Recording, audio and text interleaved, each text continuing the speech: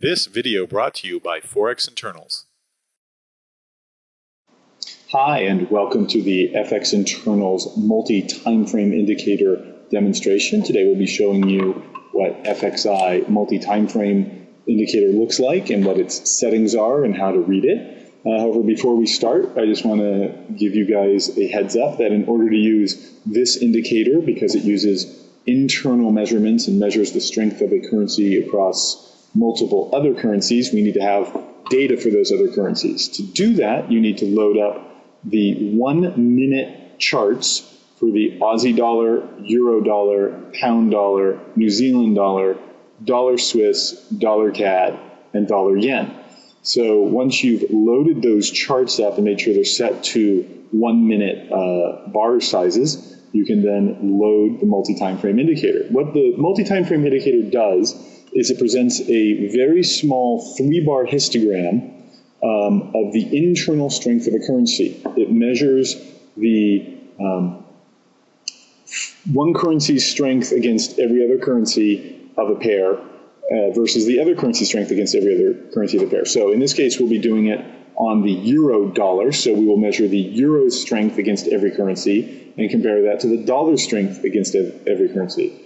The reason why it's called multi-time frame is because we can look at the 1 minute, 5 minute, 15 minute, and 1 hour strength movements over the last 3 periods and see how things are doing in the upper time frame compared to how they're doing in the lower time frame.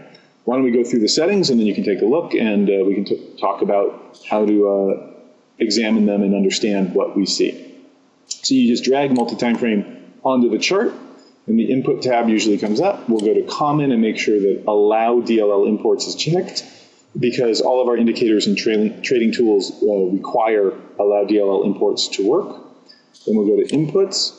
Time frame def just is the acceptable inputs for all of the time frame settings, time frame 1 through time frame 5. We can display up to 5 histograms depending on how, 5 time periods depending on how big your screen is. 0 is off. And then you can specify what time frame you want to look at. So we're going to turn one of them off just because our screen isn't the largest in the world. And then we'll look at, say, we're looking at a 15-minute chart here. So we'll look at the 1 minute, the 5 minute, the 15 minute, and the 60 minute time frames. So we can see both time frames below our current chart's time frame and time frames above our current chart's time frame.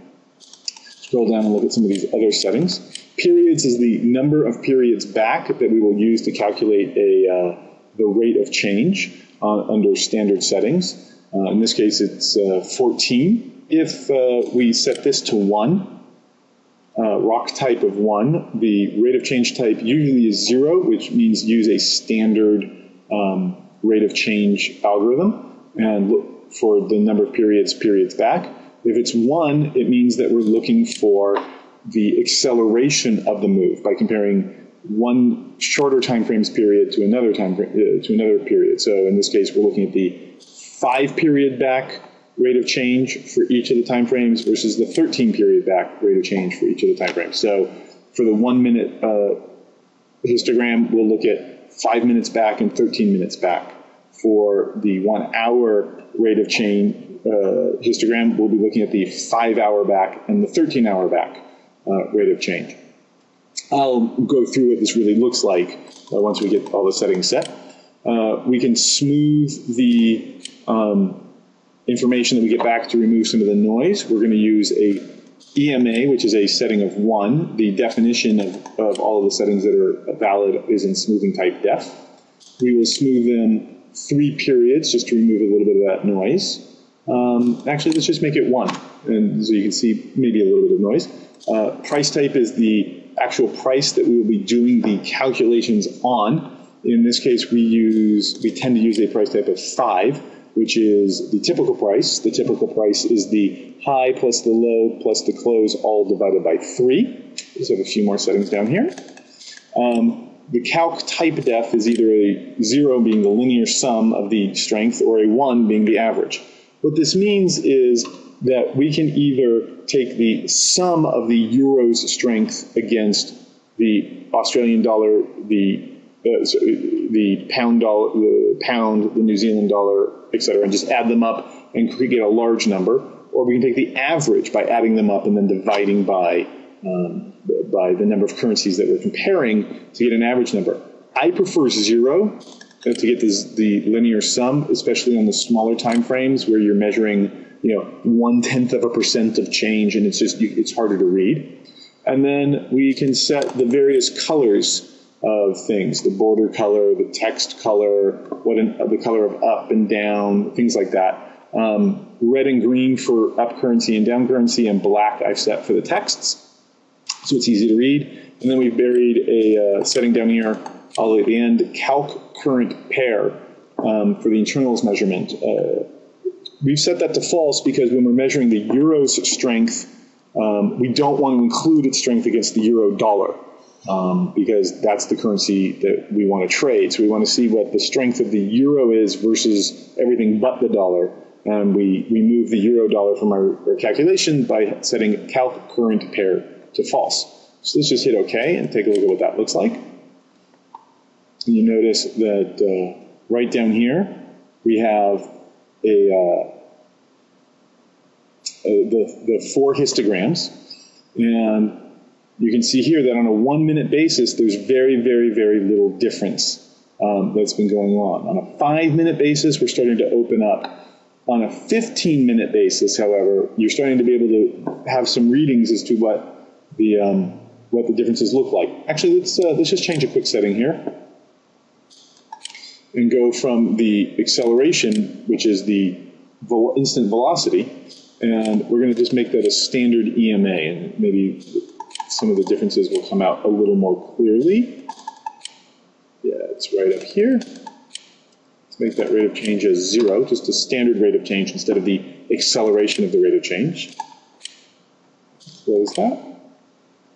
Yeah, and we can see things a little more clearly here, mainly because when the market turns flat like it has over here, there is no real acceleration for us to look at. So now we can only look at sort of rates of change.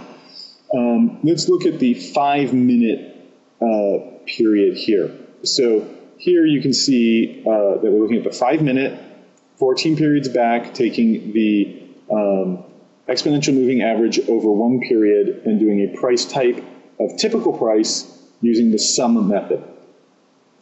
The -1% and +1% is the min-max range of rate of change that we're looking at.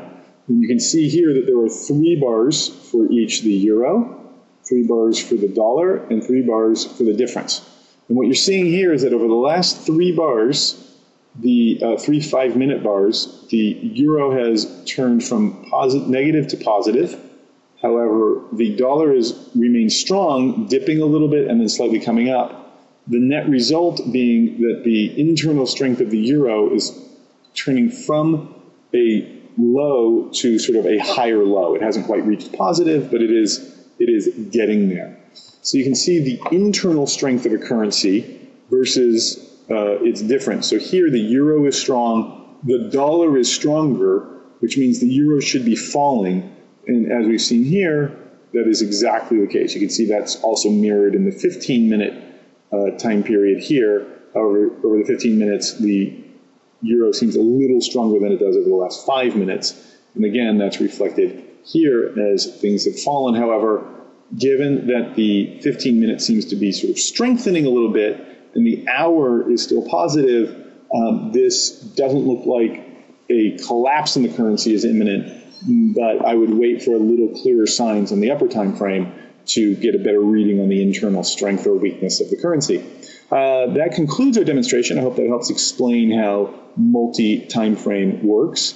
We would suggest that you go to www.fxinternals.com to take a look at other videos about our other indicators. And as always, we wish you the best of luck in trading.